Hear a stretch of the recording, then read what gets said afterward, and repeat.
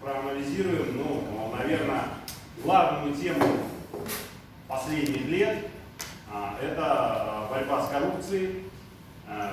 Как известно, буквально начав свою трудовую деятельность, президент Сооронбай Жээнбеков обозначил одно из главных направлений своей работы – это именно противодействие коррупции. Мы все помним, как 8 февраля 2018 года состоялся Совет Безопасности, где глава государства определил основные направления и при этом подвергнул достаточно резкой критике. Я такого, честно говоря, занимаюсь политической журналистикой, экспертной деятельностью, не помню.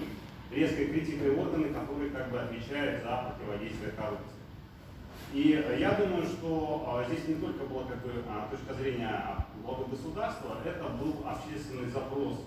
И вот многие сидящие здесь уважаемые эксперты много раз отмечали и отмечают, и продолжают говорить, сделали, наверное, это своим тоже своеобразным бэкграундом, то, что сегодня в кыргызском обществе существует высочайший запрос на справедливость.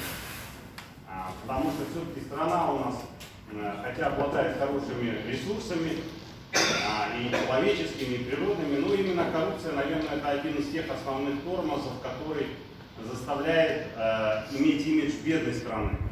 И коррупция – это главная причина того, что, наверное, можно говорить, миллион наших граждан вынужден искать работу за рубежом.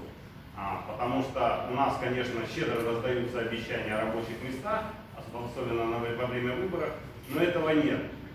И сейчас мы видим, что коррупция становится, наверное, основным мотиватором и политической борьбы. Тем более мы живем предстоящими парламентскими выборами. Естественно, в то время, когда будет объявлена предвыборная кампания, это, скорее всего, уже ее завершение официальное, а вот, в общем-то, сейчас мы видим, что предвыборная кампания очень сильно развивается, зеркалом всего этих процессов является медиасфера, является Facebook. И буквально вот сегодня с утра я, зайдя перед тем, как отправиться на круглый стол, на свою страницу на Фейсбуке, вновь увидел жаркие баталии, жаркие темы, обсуждений насчет того, что кто виновен в коррупции, называется персоналии. И поэтому я думаю, что коррупция, в общем-то, сегодня стала элементом информационной войны.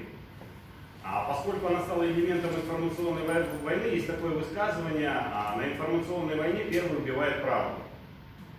Поэтому сегодня идет оперирование зачастую не коррупционными фактами, а идет оперирование именно заказными постами, заказными материалами.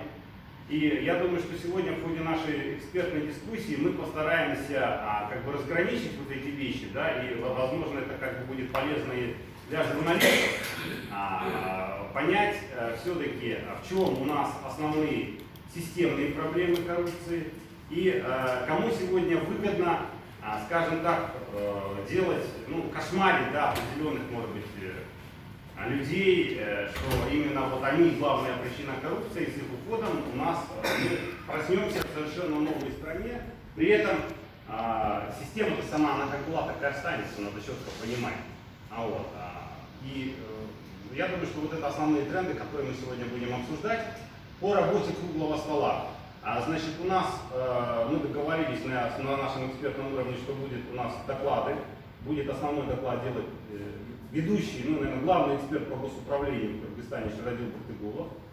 И свою точку зрения выразит один из идеологов, инициаторов нашего сегодняшнего мероприятия, человек с активной гражданской позицией Марат Казакбаев, вы все прекрасно знаете. А потом мы, наверное, будем уже двигаться по вопросам, которые будут возникать, и по тем точкам зрения, которые мы будем озвучивать. Я сразу хочу сказать, что докладчики у нас имеют небольшую фору, то есть они могут сказать немного больше, а дальше мы уже будем исходить из того времени, которое нам отведено на сегодняшнее мероприятие. Пожалуйста.